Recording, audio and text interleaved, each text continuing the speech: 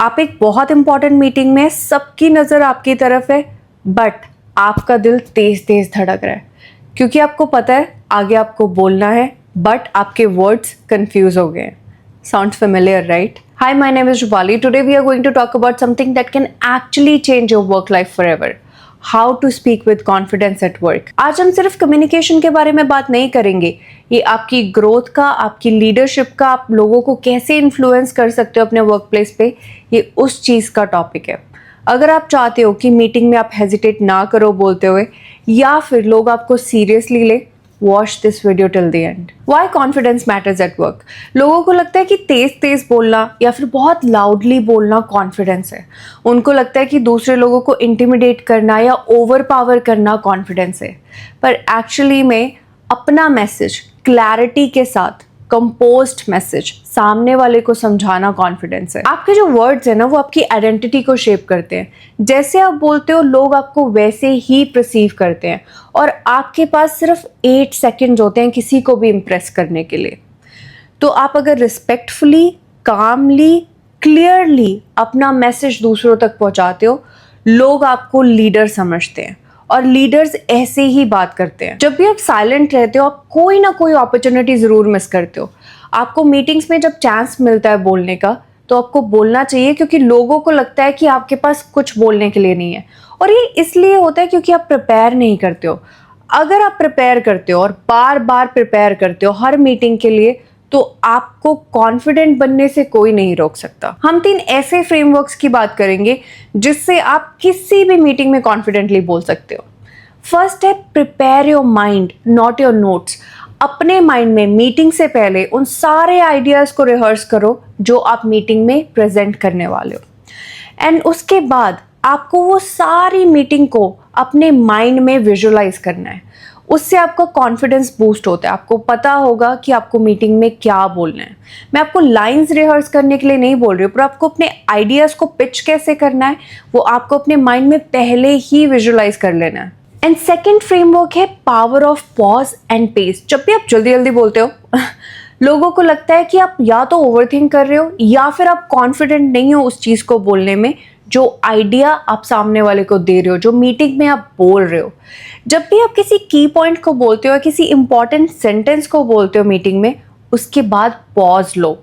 इससे आपका जो सेंटेंस है वो लोगों को और ज़्यादा इन्फ्लुएंस करता है, इम्पैक्ट करता है. थर्ड स्टेप है speak in structures, not in streams. आपको रैंडमली कुछ भी बोलने से अच्छा आप एक स्ट्रक्चर प्लान करो. आपका प्रॉब्लम क्या है, why it matters and your suggestion. For example, आपका क्लाइंट बहुत ज़्यादा डिसअपॉइंटेड है, problem. Second, why it matters, क्योंकि वो क्लाइंट हमारे हाथ से जा रहा है. थर्ड, योर सजेशन, हमें एक बफर प्लान ऐड करना चाहिए हमारे इस आइडिया में, उससे वो क्लाइंट नहीं जाएगा. और ऐसी 4 मिस्टेक्स जो मैंने भी लोगों को करते देखा है. फर्स्ट है ओवर अपोलोजाइजिंग. वो अपना फर्स्ट सेंटेंस सॉरी से स्टार्ट करेंगे. Sorry, I want to say something. पर उसको रिप्लेस करके आप बोल सकते हो, I would like to add something here. Confidently आपको सॉरी बोलने की ज़रूरत नहीं है. सेकेंड है filler words. You know, like इसकी जगह पे आप पॉज ले सकते हो. It's okay to take a pause of 2 to 3 seconds and sometime 5 seconds. उससे क्या होता है, उससे लोगों को लगता है कि आप सोच रहे हो, आप कंफ्यूज्ड नहीं हो अपनी बातों को लेके. थर्ड है अवॉइडिंग आई कॉन्टैक्ट. लोग आई कॉन्टैक्ट नहीं करते हैं. आई कॉन्टैक्ट कॉन्फिडेंट सिग्नल होता है जो सामने वाले को मिलता है. आपको बहुत स्टेयर करने की ज़रूरत नहीं है, पर आपको एटलीस्ट 70% आई कॉन्टैक्ट रखना चाहिए. अगर आप एक मीटिंग में हो तो आपको सबके साथ आई कॉन्टैक्ट रखना पड़ेगा ताकि लोग आपके साथ इंटैक्ट रहें, इंगेज रहें, वो बोर नहीं हो जाए. फोर्थ है स्पीकिंग टू फास्ट. मैंने लोगों को देखा है कि वो बहुत तेज़ बोलते हैं मीटिंग्स में क्योंकि उन्होंने अपने नोट्स को याद रखा होता है या फिर वो बहुत ज़्यादा सोच रहे होते हैं या बहुत ज़्यादा नर्वस होते हैं. उनको लगता है कि कुछ मिस नहीं हो जाए. उसकी जगह पे आइडियाज़ प्रैक्टिस करो. लाइंस प्रैक्टिस करने की ज़रूरत नहीं है. अगर आप कॉन्फिडेंट हो अपने आइडियाज़ को लेके, तो अगर आप पॉज ले रहे हो, इट्स ओके. अगर आप अपना टाइम ले रहे हो, इट्स ओके. पर आपके आइडियाज़ क्लियर होने चाहिए. आप बहुत तेज़ नहीं बोल सकते. और कुछ प्रैक्टिसेस हैं जो सबसे ज़्यादा पावरफुल है जिनको लोग अंडर एस्टिमेट करते हैं। सबसे पहले रिकॉर्ड योरसेल्फ। जब आप रिकॉर्ड करते हो खुद को डेली 2 मिनट्स के लिए, अगर आपको अपना कॉन्फिडेंस बूस्ट करना है और अगर आपको कम्युनिकेशन प्रो बनना है, अपने आप को 2 मिनट के लिए रिकॉर्ड करो और देखो आपकी बॉडी लैंग्वेज कौन सी है। क्या आप किसी चीज़ को बार बार टच कर रहे हो?